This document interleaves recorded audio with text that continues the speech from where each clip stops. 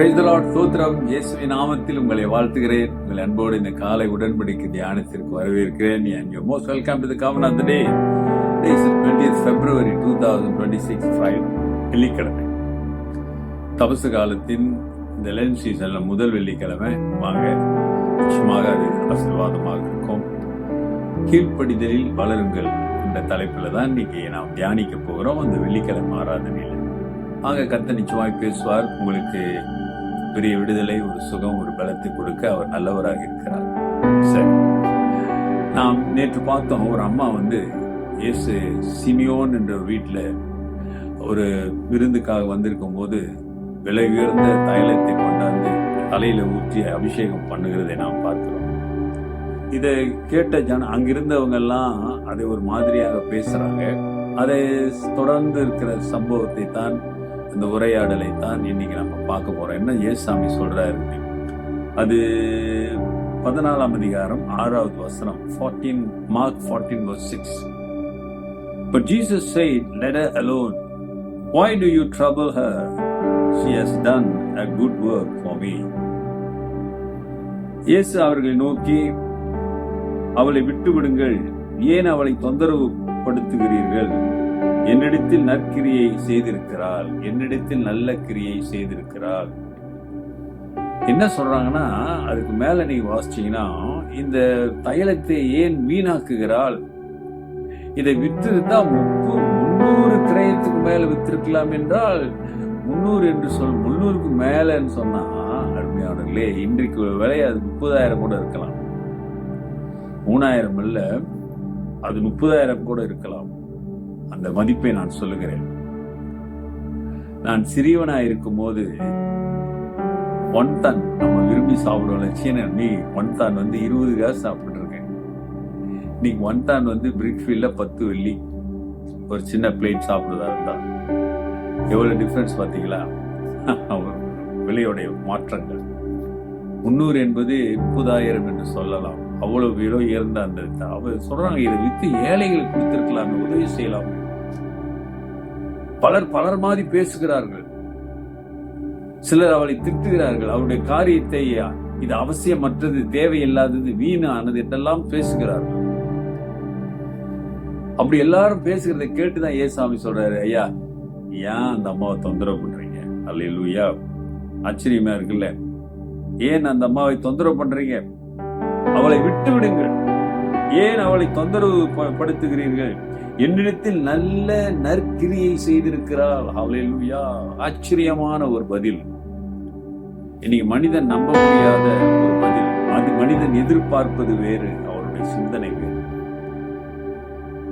ஏசாமி இவ்வளவு உயர்ந்த எண்ணெய் எடுத்தாந்து என் தலையில ஊத்துறாங்க, இதை ஏன் வீணாக்குறாங்க அப்படின்னு சொன்னோன்னா, ஆமா, ஏமா இதை நீ செய்யற, இதை வித்து ஏழை கொடுக்கலாமேன்னு சொல்லாம அப்படிதான் சொல்லுவார் நினைச்சாங்க. ஆனா இயேசு அப்படி சொல்லவில்லை. மாறாக, எனக்கு அவன் நல்ல காரியம் செய்திருக்கிறார். அருமையானவர்களே, நிச்சயமாக நீங்கள் இந்த நேரத்தில் கொஞ்சம் சிந்திக்க வேண்டும், தெளிவாக யோசிக்க பாருங்களேன். நான் செய்யற காரியம் எல்லாம் மனிதனை விருப்பப்படுத்துகிறேனா, கர்த்தரை, கடவுளை விருப்பப்படுத்துகிறேனா? யாரை நான் பிரியப்படுத்துகிறேன் என்று வேதம் கேள்வி கேட்கிறது. என்னுடைய விசுவாச வாழ்க்கையில யாரை நான் பிரியப்படுகிறேன்? Whom I am pleasing in my spiritual side, whatever I do, am I doing to please God? கர்த்தரை பிரியப்படுத்த செய்கிறேனா? இந்த மகள் செய்கிறதை ஜனங்கள் வெறுக்கிறார்கள், அவசியம் இல்லாதது என்று சொல்லுகிறார்கள். ஆனா கர்த்தரோ, அவர் ஒண்ணும் பண்ணாதீங்க, அவர் நல்ல காரியத்தை செய்திருக்கிறார்.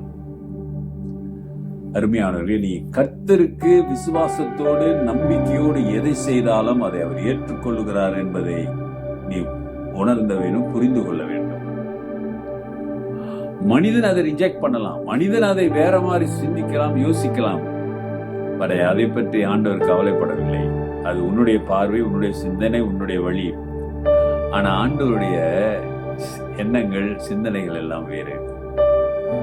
அந்த அம்மா என்ன நோக்கத்தோடு செஞ்சாங்கன்னு உனக்கு தெரியாது. அவர்கள் உள்ள உடைந்திருக்கும்.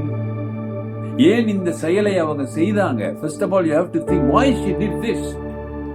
You think the oil, the perfume is waste, waste of money. But you don't know why she did this. ஏன் அந்த அம்மா இதை செய்தார்கள்? எதற்காக இந்த அம்மா இயேசுவிடத்திலே இதை செய்தாங்க? உன் கண்ணீர் பிறருக்கு தெரியாது, ஆனால் கர்த்தருக்கு அது தெரியும். அதனாலதான் சங்கீதக்காரர் சொல்றார், உன் கண்ணீரை துருக்கியிலே அவர் பிடித்து வைத்திருக்கிறாராம். Hallelujah. Your tears not waste is counted by God. So he is always care for you. அவர் பார்க்கிற விதம் வேறு. அருமையான சகோதரனே, சகோதரியே, ஆகவே நீ கர்த்தருக்காக விசுவாசத்தோடு, உண்மையோடு, முழு இருதயத்தோடு நீ செய்வாயானால் அது எதுவா இருந்தாலும் கர்த்தர் ஏற்றுக்கொள்வார்.